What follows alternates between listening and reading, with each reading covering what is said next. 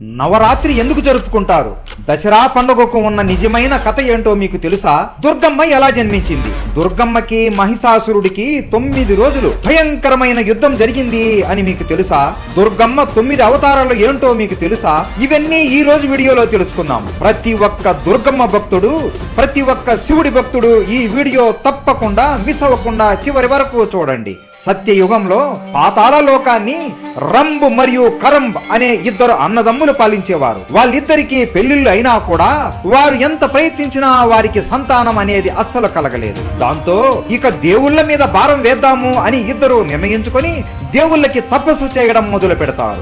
రంబు అగ్ని దేవుడిని మెప్పించడానికి ఒక అడవిలో కూర్చుని చుట్టూ అంతా అగ్నితో నింపేసి ఆ భయంకరమైన అగ్ని మధ్యలో కూర్చుని తపస్సు చేయడం మొదలు పెడతాడు. కరంబ్ అయితే ఒక నదిలోకి దిగి శరీరం అంతా నది లోపల ఉంచి తల మాత్రమే బయటికి కనపడేలా ఉంచి వరుణ దేవుడికి తపస్సు చేయడం మొదలు పెడతాడు. అలా వారు ఇద్దరు రోజులు కాదు, నెలలు కాదు, వందల వేల సంవత్సరాలు తపస్సు చేస్తూనే ఉంటారు. ఈ విషయం తెలుసుకున్న ఇంద్రుడు ఖచ్చితంగా ఈ అసురుడు చేసే తపస్సుకి దేవుళ్ళు మెచ్చి వరం ఇస్తారు. ఆ వరాలతో ఇంద్రలోకం పైన కూడా దాడి చేస్తారు అని అనుకొని భూలోకానికి వస్తాడు. కరంబు తపస్సు చేస్తున్న చోటుకి వచ్చి ఒక పెద్ద ముసలిలాగా మారిపోయి ఆ నదిలోకి దిగి కరంబు పైన దాడి చేసి చంపేస్తాడు. అతని తమ్ముడు చనిపోయాడు అని తపస్సు చేస్తున్న రంబుకి కూడా అర్థమైపోతుంది. చంపినది ఇంద్రుడు అని కూడా అర్థమైపోతుంది. తన తమ్ముడు చనిపోయాడు అని తెలిసి ధ్యానము నుండి బయటికి వచ్చి సంతానం కోసం తపస్సు చేస్తుంటే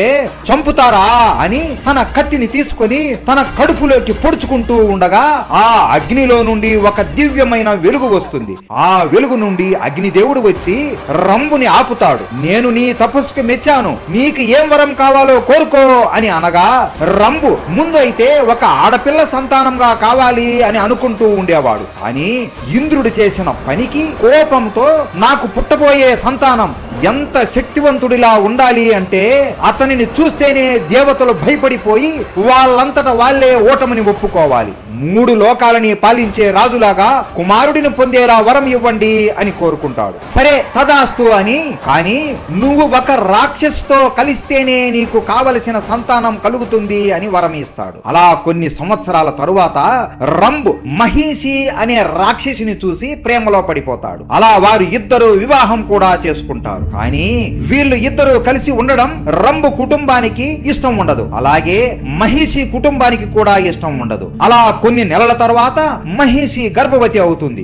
ఒక రోజు రంబు మరియు మహిషి ఒంటరిగా అడవిలో వేటకు వెళుతుండగా వీళ్ళ ఇద్దరి కుటుంబీకులు వీళ్ళ మీద దాడి చేస్తారు. మహిషిని కాపాడుకోవడం కోసం అడ్డుపడి రంబు అక్కడికక్కడే చనిపోతాడు. మహిషి వాళ్ళ నుండి తప్పించుకొని పరిగెత్తుతుంది. ఆమె వెనకాలే ఈ రాక్షసులు అందరూ చంపడానికి వెంటపడుతూ ఉంటారు. మహిషి పరిగెత్తుతూ యక్షుల రాజ్యానికి చేరుకుంటుంది. మొత్తం యక్షులకి ఆమెకు జరిగిన అన్యాయం గురించి చెబుతుంది. అది విని వారు కూడా బాధపడి మేము మిమ్మల్ని కాపాడతాము అని వచ్చిన ప్రతి ఒక్క రాక్షసుని చంపేస్తారు. కానీ మహిషికి తన కళ్ళ ముందే ఎంతో ప్రేమించే తన భర్త చావుని చూడటంతో ఆమె గుండె పగిలిపోయినంత అయిపోతుంది.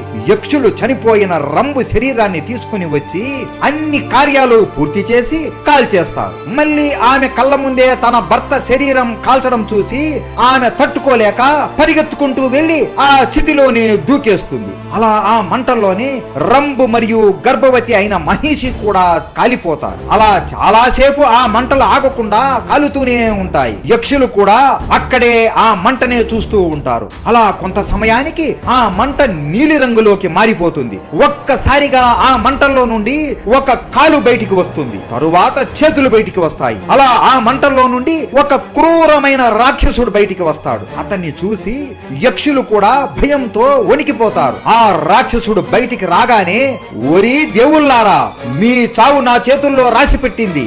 ఈ రోజు నుండి ప్రతి రోజు లెక్క పెట్టుకుంటూ ఉండండి. ప్రతి ఒక్కరిని ఊచకోత అంటే ఏంటో చూపిస్తాను అని అరుస్తూ గట్టిగా అని నవ్వుతాడు. కొంత సమయానికి ఆ మంటలు ఎర్రగా రక్తం రంగులోకి మారిపోయి ఆ మంటల్లో నుండి ఎర్రగా మెరుస్తూ ఇంకొక రాక్షసుడు బయటికి వస్తాడు. అతను ఎవరో కాదు, రంబు.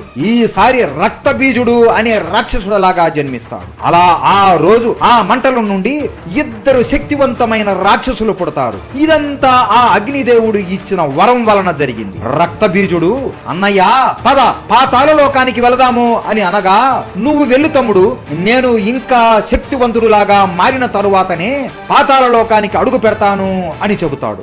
మహిషాసురుడు హిమాలయ పర్వతాన్ని ఎంతో కష్టపడి ఎక్కి పర్వతం మీద ఒక కాలు మీద నిలబడుకొని ఓం బ్రహ్మదేవా, ఓం బ్రహ్మదేవా, ఓం బ్రహ్మదేవా అని తపస్సు చేయడం మొదలు పెడతాడు. బ్రహ్మదేవుడు అతని తపస్సుకి భంగం కలిగించడానికి తుఫాను, మంచు, ఉరుములు, మెరుపులు అతని మీద ఎన్నో ప్రయత్నాలు చేసినా కట్టు కదలకుండా తపస్సు చేస్తూనే ఉంటాడు. బ్రహ్మ తపస్సుకు మెచ్చి మహిషాసురుడి ముందు ప్రత్యక్షమయ్యి ఏం వరం కావాలి నాయనా అని అడుగుతాడు. మహిషాసురుడు వెంటనే నాకు అమరత్వం కావాలి అని అడుగుతాడు. పిచ్చివాడా, అమరత్వం అనేది ఎవ్వరికీ ఉండదు, వేరేది ఏదైనా కోరుకో అని అనగా మహిషాసురుడు ఆలోచనలో పడిపోతాడు. నేను పిచ్చివాడినా అని అనుకుంటూ నన్ను ఏ మగవాడు చంపకూడదు అని అడగగా బ్రహ్మదేవుడు, అంటే ఆడవాళ్ళు నిన్ను ఏమైనా చేస్తారు అని భయం లేదా అని అనగా మహిషాసురుడు నవ్వుతూ, ఒక మగవాడే నన్ను ఏమీ చేయలేనప్పుడు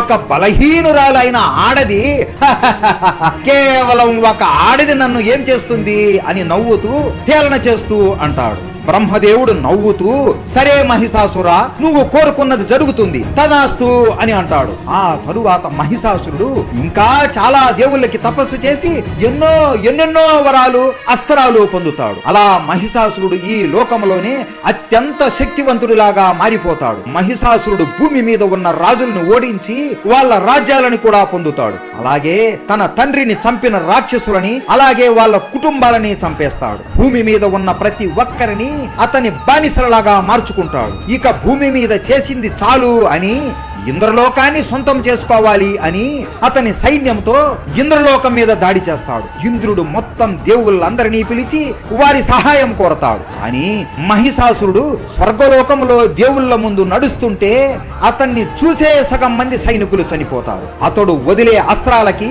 దేవతలు కూడా చనిపోతారు. మొత్తం దేవుళ్ళని అతను ఒక్కడే సునాయాసంగా ఓడించి స్వర్గానికి రాజులాగా మారిపోతాడు. ఇంద్రుడు అలాగే కొంతమంది దేవుళ్ళు అక్కడి నుండి తప్పించుకుని నేరుగా బ్రహ్మదేవుడి దగ్గరికి వెళ్ళగా, బ్రహ్మదేవుడు నా చేతుల్లో ఏదీ లేదు, పదండి విష్ణువు దగ్గరికి అని వైకుంఠానికి వెళతారు. విష్ణువు కూడా నవ్వుతూ, నేను ఒక్కడినే ఏమీ చేయలేను, మనకి ఆయన అవసరం ఉంది, పదండి భూలోకానికి అని దేవతలు అందరూ అలాగే విష్ణువు, బ్రహ్మదేవుడు కైలాస పర్వతం ఎక్కడం మొదలు పెడతారు. అలా త్రిమూర్తులలో ఒకరు అయిన శివుడు దగ్గరికి వెళతారు. శివుడు ధ్యానం చేస్తూ ఉంటాడు. మొత్తం దేవుళ్ళందరూ మహిషాసురుడు చేసే పన్ను గురించి శివుడితో చెప్పగా విష్ణువు మరియు శివుడు కూర్చుని ఆలోచించి, మొదటిగా మనం మహిషాసురుడిని స్వర్గలోకం నుండి తరిమి కొట్టాలి అని పథకం వేసి దేవుళ్ళతో చెబుతారు. ఆ మరుసటి రోజు ఉదయాన్నే దేవుళ్ళు అందరూ స్వర్గలోకానికి వస్తారు. మహిషాసురుడు నవ్వుకొని, మళ్ళీ మీరు వచ్చారా,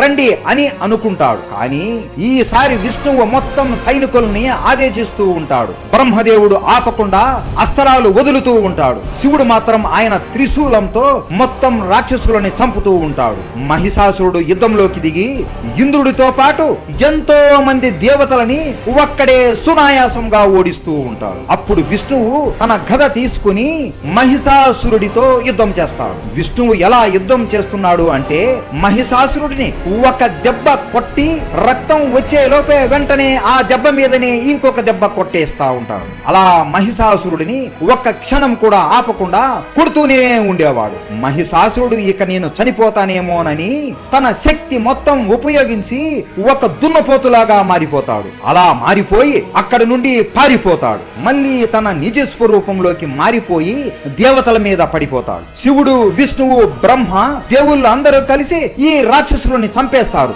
మహిషాసురుడు గట్టిగా నవ్వుతూ ఆయన చేతిలో ఉన్న కత్తితో తన చేతిని కోసుకొని మంత్రాలు చదవగా వెంటనే చనిపో చనిపోయిన రాక్షసులందరూ మళ్ళీ బ్రతికి ముందు కన్నా 100 రెట్లు ఎక్కువ శక్తివంతులులాగా మారిపోతారు. అలా దేవుళ్ళు అందరూ చంపుతూనే ఉంటారు. మహిషాసురుడు మళ్ళీ అందరినీ ముందు కన్నా ఎక్కువ శక్తివంతులులాగా మారుస్తూ ఉంటాడు. విష్ణువు తన సుదర్శన చక్రం మహిషాసురుడి పైన వదులుతాడు. శివుడు తన త్రిశూలాన్ని మహిషాసురుడి పైన వదులుతాడు. కానీ మహిషాసురుడి మీద ఒక్క ఘాటు కూడా పడదు. మొత్తం దేవుళ్ళందరూ ఆశ్చర్యపోతారు. ఇక ఏమి చేయాలో వీళ్ళకి దిక్కు తోచదు. అప్పుడు బ్రహ్మదేవుడు మహిషాసురుడికి ఇచ్చిన వరం గుర్తుకొస్తుంది. అందరూ యుద్ధం ఆపేసి వెనుతిరగండి అని ఆజ్ఞాపిస్తాడు. అలా త్రిమూర్తులు కూడా మహిషాసురుడిని ఏమీ చేయలేక వెనక్కి పారిపోతారు. అది చూసి మహిషాసురుడు నవ్వుతూ పారిపోండి పిరికి పందల్లారా అని హేళన చేస్తాడు. మొత్తం దేవతల అందరూ కైలాస పర్వతం మీద కూర్చొని బ్రహ్మదేవా ఎందుకు వెనుతిరుగమన్నావు అని అడుగుతారు. అప్పుడు బ్రహ్మ మనం ఈ మహిషాసురుణ్ణి ఏమీ చేయలేము. అతన్ని ఏ మగవాడు చంపలేడు. అతని మరణం కేవలం ఒక స్త్రీ చేతుల్లోనే ఉంటుంది అని చెబుతాడు. దేవతలు అందరూ భయపడుతూ ఈ లోకంలో మహిషాసురుడిని చంపే అంత శక్తివంతురాలు పుట్టలేదు అని అంటారు. అప్పుడు విష్ణువు నవ్వుతూ పుట్టకపోతేనేమి మనమే పుట్టిద్దాము అని అంటాడు. ఈ మహిషాసురుడిని చంపడానికి పుట్టే స్త్రీ ఎలా ఉండాలి అంటే ఆమెకు ప్రతి దేవుడి శక్తి ఉండాలి, ప్రతి దేవుడి అస్త్రం ఉండాలి, ఏ దేవుడికి లేనంత ధైర్యం ఉండాలి అని అనగా శివుడు అంత శక్తివంతురాలని సృష్టించాలి అంటే ఆమెలో ఏదో ఒక స్త్రీ అంశం ఉండాలి కదా. ఆ అంశ ఎవరిది అయి ఉండాలి అని అనగా విష్ణువు నవ్వుతూ అదిగో అక్కడ పూలు కోస్తూ ఉందిగా మన పార్వతీదేవినే ఈ కార్యానికి ఉత్తమం అని అంటాడు. పార్వతీదేవి నేనా అని ఆశ్చర్యపోతుంది. అవును చెల్లి, నువ్వు ఒక్కదానివే ఈ అందరి శక్తులు సహించగలవు. ఈ లోకాన్ని నువ్వే కాపాడాలి అని అనగా పార్వతీదేవి శివుడి వైపు అంగీకారం కోసం చూస్తుంది. శివుడు నవ్వుతూ తల ఊపుతాడు. పార్వతీదేవి కూడా సరే అన్నయ్య అని అంటుంది. అప్పుడు దేవుళ్ళు అందరూ వారి చేతులని పైకి ఎత్తి వారి శక్తులని పార్వతీదేవిలోకి ప్రవేశపెడతారు. అలా పార్వతీదేవి అందరి దేవుళ్ళ శక్తిని పొందుతుంది. ఆ తరువాత శివుడు తన త్రిశూలాన్ని పార్వతీదేవికి ఇస్తాడు. విష్ణువు తన సుదర్శన చక్రాన్ని ఇస్తాడు. ఇంద్రదేవుడు తన వజ్రాయుధాన్ని ఇస్తాడు. సూర్యదేవుడు అయితే ఆయన శక్తి ఉపయోగించి ఒక కవచం అలాగే ఖడ్గం ఇస్తాడు. అలాగే ఒక సింహాన్ని ఇస్తాడు. ఆ తరువాత విశ్వకర్మ ఆయన చేతులతో బంగారు కవచాన్ని చేసి దేవికి ఇస్తాడు. మిగతా దేవుళ్ళు అందరూ వారి శక్తితో చేసిన అస్త్రాలని పార్వతీదేవికి ప్రసాదిస్తారు. అన్ని శక్తులు అన్ని అస్త్రాలు పొందడంతో పార్వతీదేవి రూపం మారిపోయి దుర్గమ్మలాగా మారిపోతుంది. ఆ రూపాన్ని చూసి దేవుళ్ళందరూ ఆశ్చర్యపోయి నమస్కరిస్తారు. మహిషాసురుడు 3 లోకాలకి రాజు అయిపోయి అందరినీ హింసిస్తూ పాలిస్తూ ఉంటాడు. ఇక నన్ను ఎవరు ఆపలేరు అని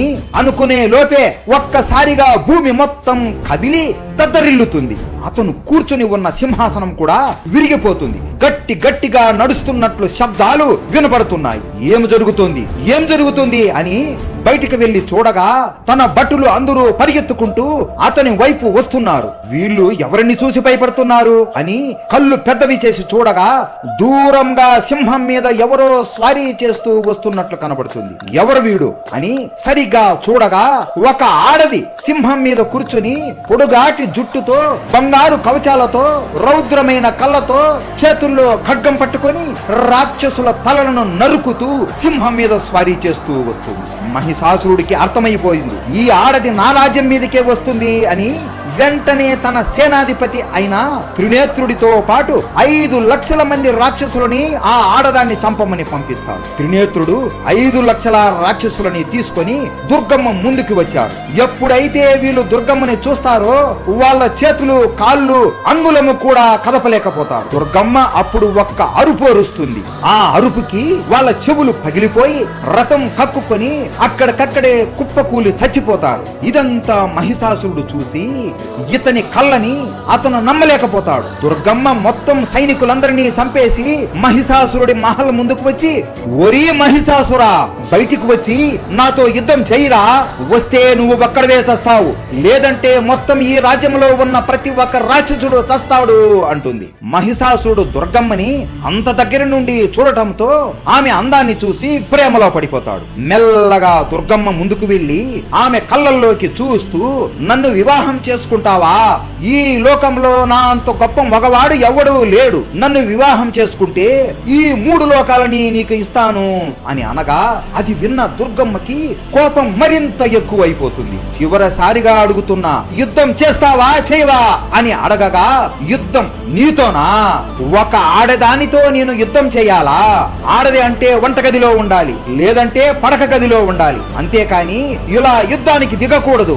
నేను అసలు ఆడవాళ్ళని నా కాళ్ళ కింద ఉన్న దుమ్ముతో సమానం అని అనుకుంటాను. అలాంటిది నీతో నేను యుద్ధం చేయడం ఏంటి అని హేళన చేస్తాడు. అది వింటున్న దుర్గమ్మకి కోపం మరింత పెరిగిపోతుంది. కానీ ఆమె కోపాన్ని అణుచుకొని నవ్వుతూ, సరే అయితే నువ్వు నాతో యుద్ధం చేసి గెలిస్తే నేను నిన్ను వివాహం చేసుకుంటాను అని అంటుంది.